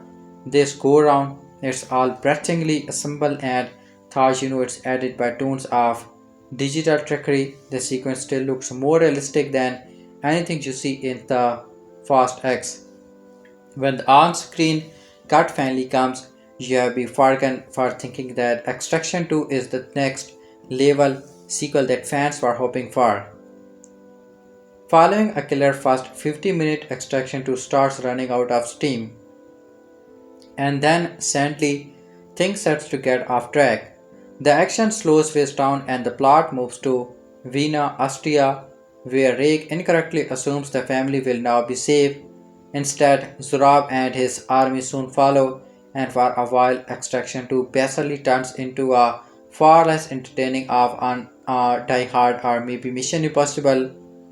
Gone is the extricate urban environment of the first film, and even the barren and wintry Georgian setting the new film had been utilizing. Instead, we get a long and much less impressive action sequence set in and around a tall skyscraper. It's something we have seen done too many times, and it's at this point that Extraction 2 starts to feel generic in a way that's similar to many other Netflix originals. Near the end of the sequence, Rake inexplicably fails to kill Surab when he has the chance, setting up a final act brawl inside a deserted church that feels both non-scripted and a little too John Wick-ish. So, after a blistering opening half, Extraction 2 quickly runs out of ideas. Also not helping in the fact that neither the story nor the supporting characters are able to hold the viewer situation all that well in the sequel. The first Extraction was purposefully an impersonal film highlighted by fleeting moments of humanity captured in the burgeoning friendship between Rake and the teenage boy he rescues. Rake doesn't even fight the main villain in the original movie. Their job instead falls to Nick in a clever little side that takes place after the climax of the film. The sequel, however, makes everything personal, which pushes it away from Extraction 1 into a space where the drama feels more conventional and thus more mundane. Rake is fighting for his family this time. Zurab is fighting for his brother. At a certain point, nothing seems to matter but these guys getting the chance to try to kill each other. And a lot of the first movie, a guy just doing his job, vibe gets lost along the way as the movie morphs into a kind of revenge picture we have seen a million times before. Extraction 2 also tries to mine drama from one of the ex-sister-in-law's kids, Sandro, who has been brainwashed by his father and uncle and most eventually choose whether to follow in their footsteps or protect his mother. His loyalty swings back and forth and the character ultimately proves to be more frustrating than interesting.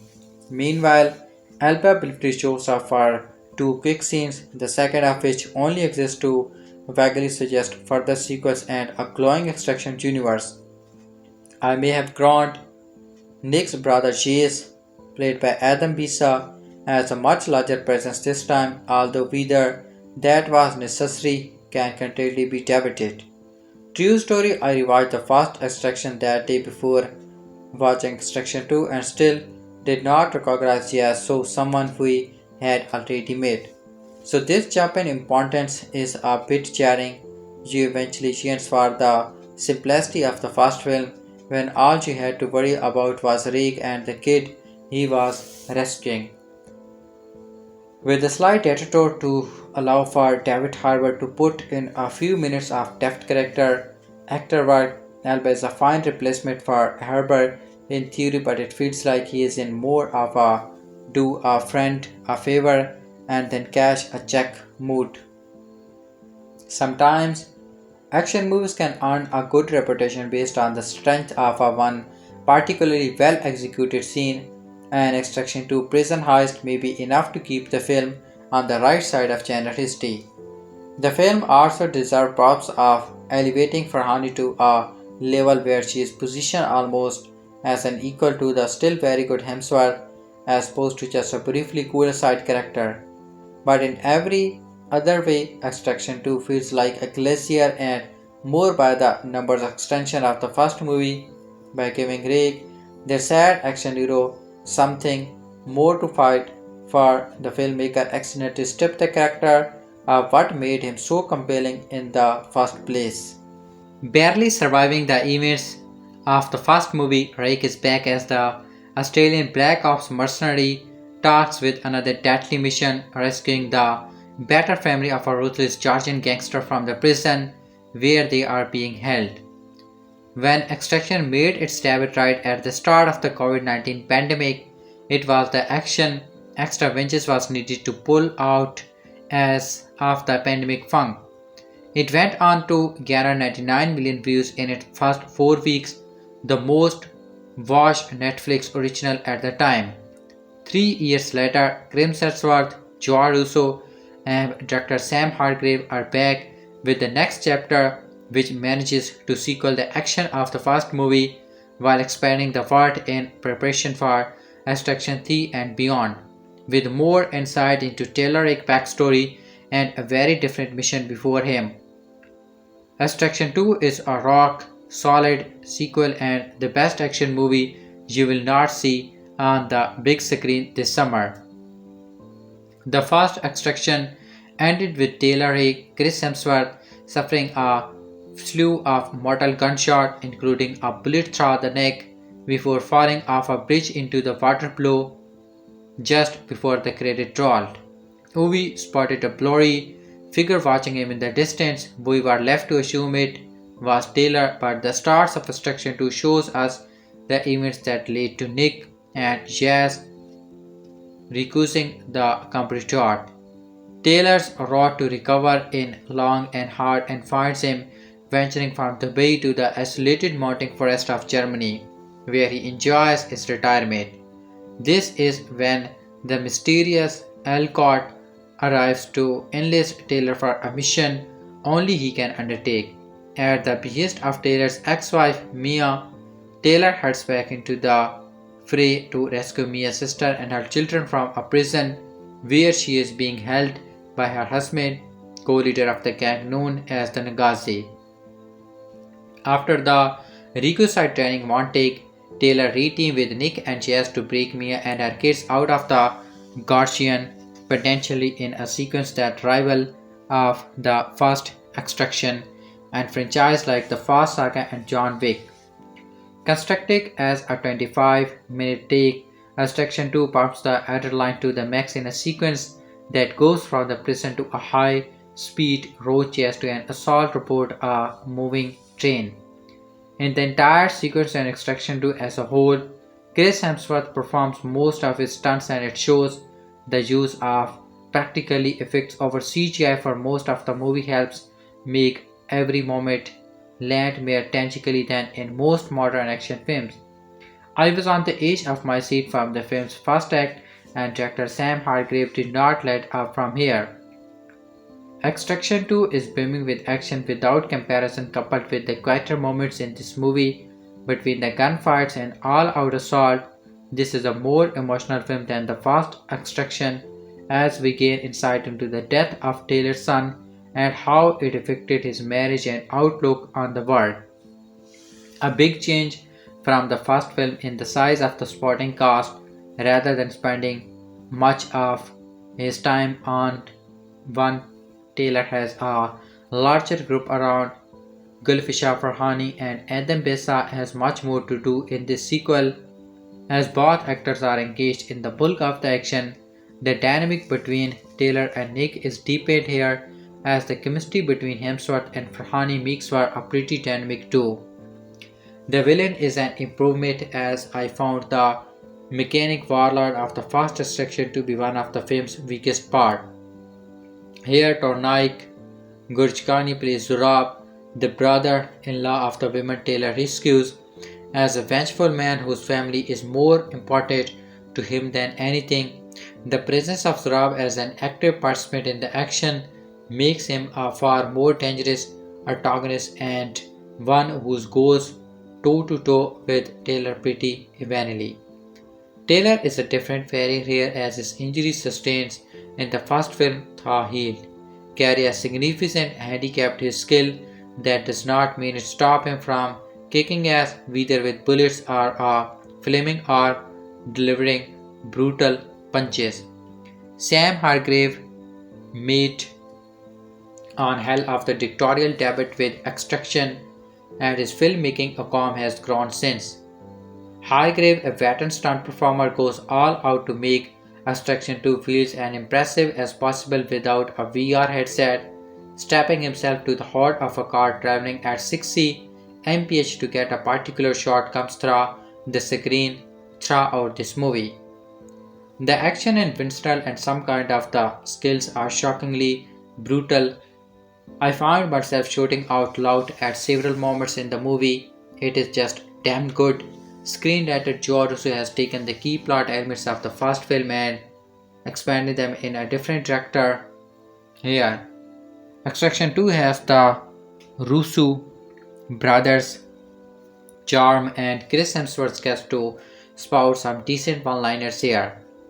Henry Jackman and Lex Pillicott deliver a constantly explosive score and a shout out to cinematographer Greg Body and editor Alex Rodriguez who helped assemble some of the decade's best action. This crew has melded together so well and may have created the best cinematic action hero in a long time. There is no doubt that Extraction 2 is going to be a crowd player. This movie's scale is impressive, making it a shame that will not be debuting on the big screen. Netflix features has been hit or miss over the years, but this movie has finally given the streamer the franchise they have been looking for. The ending of Extraction 2 is much different from the first film and puts the saga of Tyler Rake in a position to become the next big film series. Chris Hemsworth has outdone himself and this could go down as his international trademark. Uprising as his international acclaim as Thor in the Marvel Cinematic Universe, The Extraction 2 is a top-notch blockbuster that does not stop to let you catch your breath before kicking your ass with some of the best stunt I have seen in a long time. This movie is the real deal which is even better than the first. A funny thing happened during our worldwide lockdown in 2020. With theaters shuttered, our immediate movie-going features looking bleak and exhausted, entertainment became a therapeutic necessity. Along came the rise of the streaming service blockbuster, most notably Extraction. Stuntsman turned director Sam Hargrave's muscular, albeit convinced fictional, centered on a mercenary sent to rescue the kidnapped son of crime lord, was handed to a captive audience. All the folk at home made it a worldwide sensation for Netflix, and it continued to tear up the charts as their seventh most popular film ever, according to their internal recently released metrics. 3 years later, and armed with a far better bloody and bursting quest for the iconic hero, Hargrave star Chris Hemsworth and screenwriter Joe Russo returned to the burgeoning franchise with Extraction 2. The graphic novel Sworded, upon which the first film was based, was written by Eddie Parks from a story by Parks and the Russo brothers. The filmmaker's review regarding our reward as similar to its unfussy title. This sequel deals in clean-lined action and suspense, removing much of the excessive weight that bogged down the original. As its compelling lead character cuts through his personal strife whilst helping another family find the sense of freedom, he too seeks a new trial is placed that resets the series on bone-crunching morality and bravado. Our ongoing adventure with Taylor Rake, Chris Hemsworth picked up right after his previous mission which left him in a coma with agonizing, life threatening injuries. After waking, he rehabilitates in a remote cabin set up by his glamorous handler, business partner Nick, and her ostentatious brother Chase in the picturesque, snow covered Austrian wilderness. Thra is reluctant to accept his forced retirement. He adapts to it quickly, spending the waning hours watching Dancing with the Stars with his dog and two chickens and poring over the remains of his past life. Mementos of his deceased son tightly packed in the saddest shoebox offered to grace a cinema screen. A ray of hope appears for Rake when an international man of mystery, Idris Elba, whose character name is deliberately withheld in the film, but the end credit list as Alcott visited, branching a rapper wit and a new extraction assignment for Rake and his crew. They are tasked to rescue the wife and two kids of incinerated abusive drug and arms dealer David Radiani from a Derbit, Georgian prison. Trouble is, David heads a politic criminal sect of religious Ziltok called the Nagasi with his equally unharmed overly protective brother Zurab, who will stop at nothing in the name of revenge. And as Rake and his team soon find out that hellfire of vengeance rains down upon them as a catalysm battle ensues. The original feature had an entrancing long take where the camera traveled in, out and around buildings, busy streets and moving vehicles with nary a gun spotted. In this chapter, Hargrave, his camera operators and editor Alex Rogers and William high up to themselves during a glassily mob-smoking 20 minutes on earth through a prison riot slowed a working factory and a moving train attacked by helicopters. The appeal is less about finding where the cars are hidden and more about the thrilling spectacles of its execution.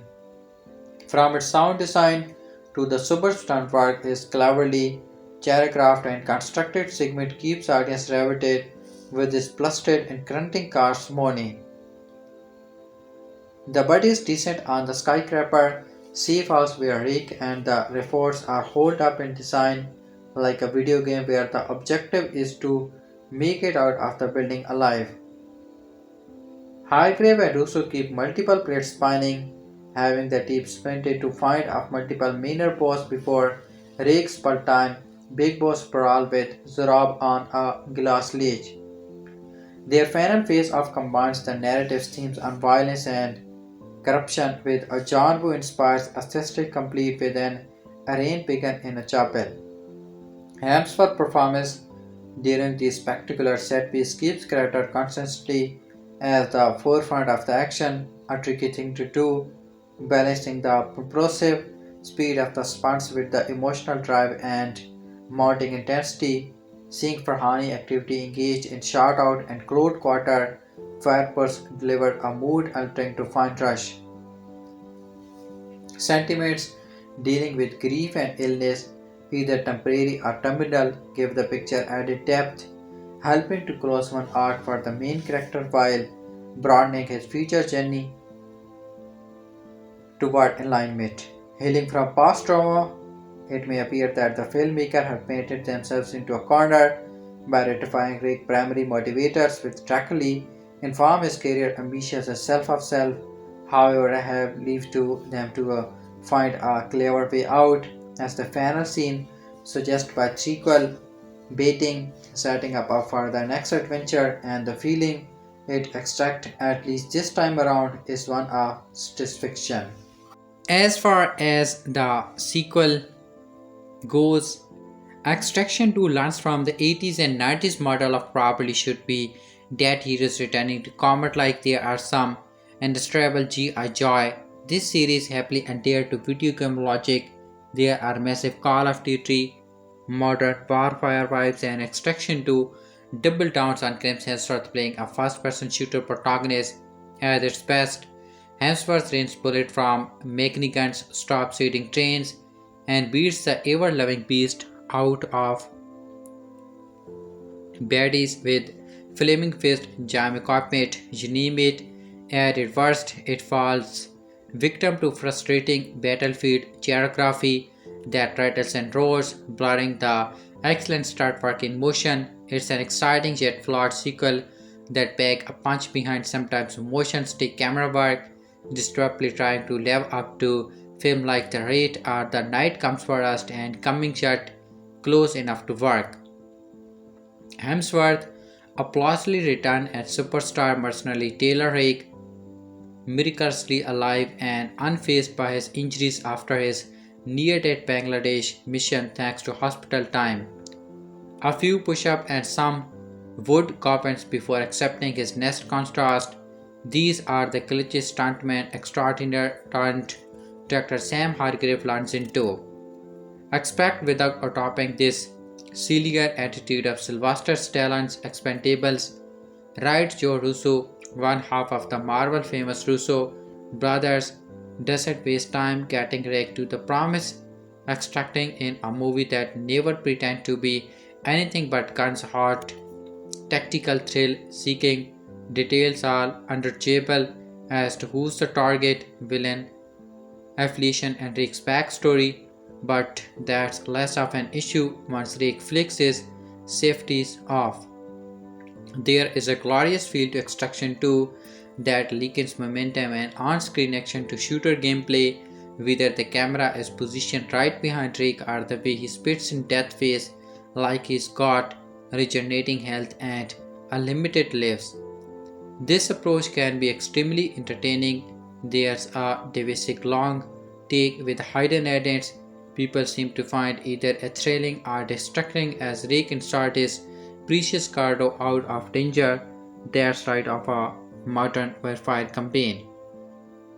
Speaking of Call of Duty, digital landscapes are noticeable when Rick is defending his gateway train, cheapening the overall contract in glimpses that feel a bit overwhelming from a technical perspective. Rick's predict in death feels like he is got regenerating health and unlimited lives. Tarnak's congruential portrayal of Rick's city adversary, Georgian crime boss Rob, is textbook Eastern Europe fantasy that sets the tone for his miniature army's imposing presence. Hemsworth's performance is blustered by Gogachi's ruthless seeker of vengeance, unlocking the 80s action hero swagger once flaunted by Sigvinger and Stallone. Of course, don't expect a Garcian epic like the Odyssey from Russo's screenplay. There's just enough storytelling to get Rake back into trouble, and that's all. Rake is a man possessed when executing his orders, broadly obliterating any enemies in his path using whatever means available to him.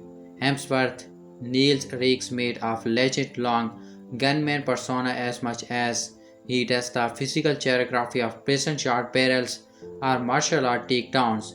If you are a fan of the breakneck action in Extraction, you will be pleased to hear Extraction 2 throws heavier punches and ups the ante. On the other hand, Hargrave and cinematographer Greg Batty reproduce a most frustrating balance on countless cinematography American action film shaky thug of war cinematography. We're talking Cloverfield layers of bouncy camera work, the frame jostle and trouble around as Rake rocks and shock through a Gaussian prison, trying to make you feel like you are a part of the action. Or at least that's the intended effect, as the camera operator runs on foot behind actors, saying around like we are now watching a found footage horror film. Rake's desperate fight for survival become a brutal of swirling bodies and frantic facial zoom-ins. What's meant to be a perspective-based technique that aims intensity does the opposite, weakening Hargrave's delivery of bone-crunching violence. We are taking Cloverfield levels of bouncy camera work. Far and intricate and delightfully punishing as the choreography can be, Baldy's resistance is a crucial moment in efficiency capture, following feats of a henchperson eliminating in a ding against Extraction 2 because that's all that it really has going for it. There's rarely a time where the movie elevates itself above being an action fast shot 'em up, which is fine but it lacks any emotional way to drive its hero or rise its stake in any meaningful way. Supporting characters like Race Associate, Nick, and Jace exist to help develop the lead character over themselves, in addition to providing backup when situations become too sticky. That seems like wasted potential since Farhani makes a solid case to star in her own combat-heavy franchise. Hargrave brings a level of self-awareness based on his stunt work, which allows Farhani and Bessa to flash their action-chalked even as prototypical sidekicks. Verdict: Extraction 2 is an action packed movie that has absolutely no intention of rewriting the rules of the genre. Director Sam Hargrave and star Chris Hemsworth honor the extrances of action sequences that go to any means necessary to thrust their seemingly invincible hero into another round of shootouts, beatdowns, and physical punishment galore. Some of that is lost in the annoyingly shaky camera, and a few effect shots are questionable. But thankfully, the important things are done right. The way Taylor Rake brushes off injuries like he is secretly Thor with a gun, and how its storytelling so clearly wants to guide us from one dogfight sequence to the next without overthinking anything are admirable. As long as action for action's sake is what you are into. With the steely reserves and killer instincts, Extraction 2 thrives as a buffet of brutality that plays back the mercenary thrills hit with a fresh coat of camouflage paint. When we last left Extraction hero Taylor Rake, he was dead. He'd been beaten, shot multiple times, and tossed into a river where he was presumably again dead. And yet, in the final moments of the Sam Hargrave tractor feature, a shadowy figure emerged looking a bit like Taylor, albeit very much not dead, to watch over his young charge so many months after his apparent and sorry last time here death. But in the world of blockbuster filmmaking, no one is really dead, or at least no one is ever allowed to be really dead as long as test audience have a say. Least of all, an ass kicking Aussie mercenary with a secret soft side and thirst Extraction 2. The trailer is indeed not at herself as the backbone of the Netflix action seekers marketing campaign, complete with the kicky hashtag Taylor Rake Lives and its accompanying punching arm on fire emoji, which is basically this franchise is a nutshell. So it should came as little surprise that Hargrave's sequel opened with the badass fraud destruction flashback remind us of the many wounds that black market mercenary endured that at the end of this last mission to extract an innocent kiddo, Taylor is soon pulled out of the river and essentially brought back to life. We are told many times he was clinically dead, see thanks to great medical care and the sheer force of will of this handler, Nick, and her voice-cracking brother, Chase. But what does Taylor have to live for? In the first extraction, Taylor's biggest asset was his total disregard for his own safety. Inspired by his profound guilt over abandoning his young son as he was dying for cancer, a traumatic through-line reference in the first film, and explored it further onward in his sequel, but with his body almost irreversibly broken, and that's not a feasible way forward. Just as Taylor is healing up in Dubai, Joe Russo's screenplay swings us over to Georgia, where we are introduced to the intensely bonded criminal brothers Rob and the instructed David. It's clear that the two will somehow intersect with Taylor and his team, and Russo offers a swift reveal of who actually needs to be extracted. This time, a family of three: Delkashvili as the mom, Andrew Jessafris as her son, Sandro, and sisters Mariami and Martha, sending off a youngest sibling Nina with a latent connection to Taylor. This ensures the ailing mercenary has no choice but to shape up and get back into the field. It does not hurt that Idris Elba appears as a showy, nameless figure who offers Taylor the job, an absolutely obvious bit to further expand this franchise, and that's also impossible to mind. Going up the rocky ivy, SQ training Montag, Austria sub is for the Soviet Union, the moments in which an angry tailor chops over and bashes heavily leads the snowy drifts match of that classic boxing drama, and soon Taylor is busting this way through a Gaussian prison to save the terrified Drew and battle back Honorable Patty in the process. David being just as one of the literally dozens Hargrave 2020 features, Doctorical David boasts an eye-popping 12-minute one-shot action sequence that saw Taylor fighting his way through Dhaka, Bangladesh, which Hemsworth, the director, and their talented stunt team have quite literal dabble on care of a 21 minutes long sequence staged to feel like a single shot. This one takes Taylor and company through a deep breath and the initial prison break, a bone crunching one on one with the pissed off David, a massive prison shot Millie C filming arm, a high energy car chase in which many bodies die in a quite funny ways. A desperate run through a crocky factory, a nasty train set sequence complete with swirling helicopter full of bad guys and plenty of hand-to-hand combat and an explosive conclusion. This is how the first act of Hargrave film closes, an intensely iconic sequence that sets the film cut above both its producers and the rest of its Netflix actioner Brethren. Mostly it deserves, hell is nearly demands to be seen on the big screen, through a precious few Netflix subscribers will get their chance. While original Netflix action films has proven to be big hits for the streamer, the Fast Extraction Part, Red Notice, The Mother, and The Grey Man currently rate among Netflix all-time top 10 films. Few were given a theatrical berth when they are released. A handful of titles do still get limited run before they hit the service. The care and precious that go into the most brutal and bombastic sequence of Extraction 2, from the insane one or to a later skyscraper set battle royal, offer some of the best examples yet for what Netflix back talent can churn out.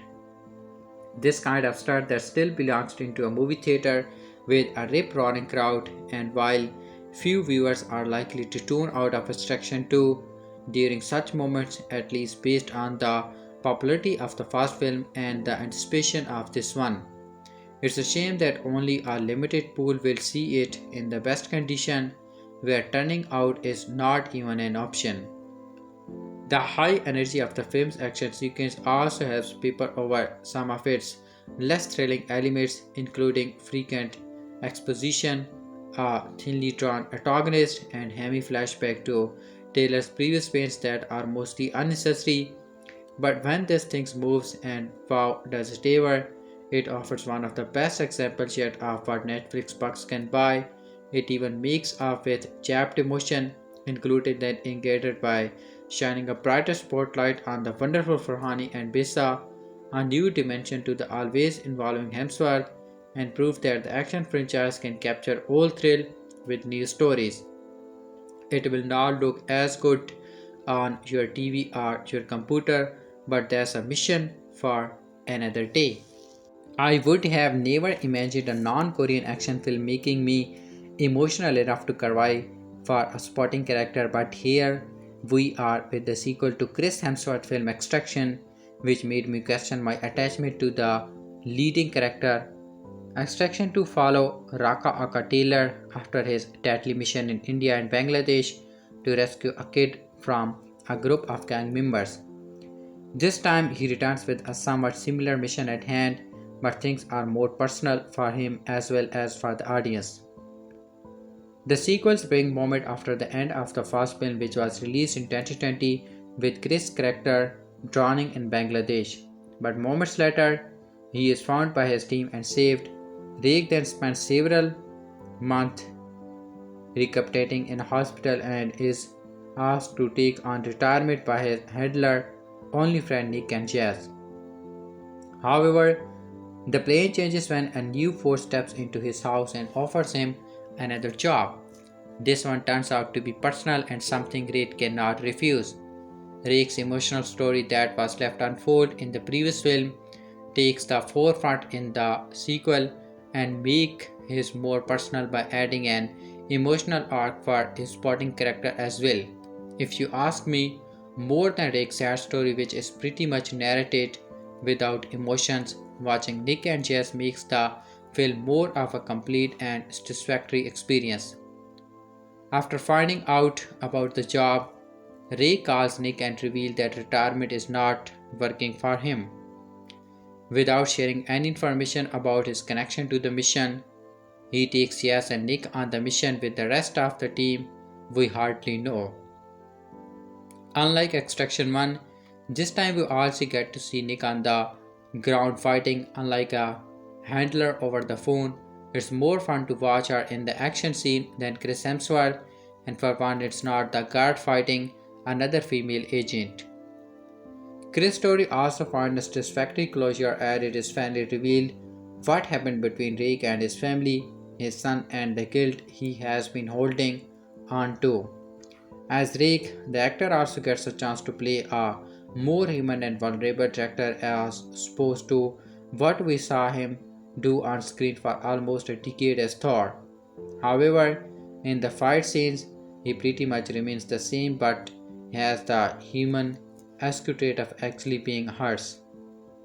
Meanwhile, apart from Golshifteh Farahani and Adam Bessa, Tornaik Gangrachani deserved quite the praise for playing the antagonist in the film. He not only manages to hold his own in front of all three leading characters but also makes his presence felt even when not on the screen.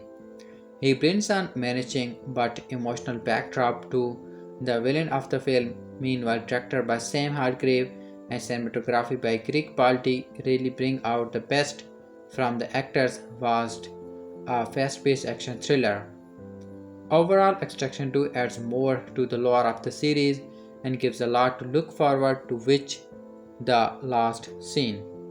Although the little trigger thought of a highly unpleasant visit to the dentist, Extraction 2 more than measured up to expectations started by the gritty and massively lethal non-stop action of the initial every last year. Stuntman turned director Sam Hargrave clearly made to his mission here to not only turn up the wall take even further but also to register a significantly greater body count than he did the first time around. He also pulls off striking long take action shots that are bluntly show off but jaw-dropping nonetheless, unmatched in their seamless creation.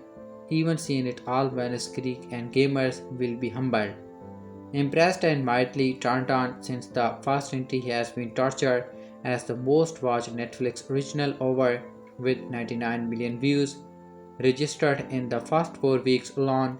It's no surprise that the wheels are already in motion for a third installment to be on screen a year after now.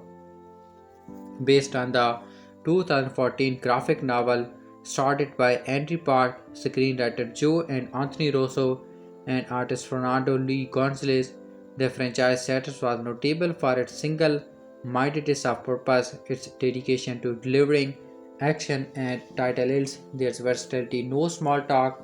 Secondly, any moments of quiet or intimacy that would allow for such baggage as an intimate conversation, a nice dinner, a warmth bath. No. Where Taylor Rake goes, guns go where him, and he never seems to run out of ammo, never does the film. But inquiring minds want to know, has anything ever had the name Rake in real life? Theo in the films it's a sure name, but Bambinas will likely be named after his nonetheless.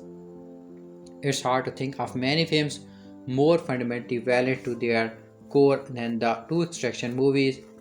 Others stop to take once in a while, but this one mostly forges that and just fires away, often madly, extravagantly, grossly. For much of the time, it seems like that's almost all the film is about, which will be just fine with a large portion of its intended audience. At the outset, Chris Hemsworth Rake falls off a high bridge and plunges deep into the water. only to wash up on shore, undergo a slow rehab, and begin to fight his way back. No one on the team, beginning with writer Joe Russo, seems to have worked arduous late nights trying to devise clever plot twists or write shammering dialogue. All the same, they nonetheless might occasionally have worked overtime, devising fresh sources of peril and inner resilience to fill out more than 2 hours worth of severe jeopardy they are forced to overcome. At the latter, the filmmakers have made out rather better, renewing his strength and resolve at a distant cabin and assembling a small team. Rake make it its business to help the beautiful Mia and offspring to get away from lethal gangster who have also been uncredited at this Rake is outstanding at the best sequence in the film, and they are numerous employ technology that allows small cameras to move like crazy and go places they have only recently been able to go at all. Even seasons pros and Seinfelds will pipe and wonder how they pulled off any number of the shots and sequences here. The main reason to see this otherwise rather dull enterprise is to witness the very long, continuous take that capture astonishing actions, stripe handling stunt work, and faction choreography on numerous actions. The blockbuster installment of the Hunger Games, Captain America, Suicide Squad, Atomic Blonde, two Avengers movies, and any number of big set pieces here of incredible action movies, the most of which would have been unthinkable until very necessary.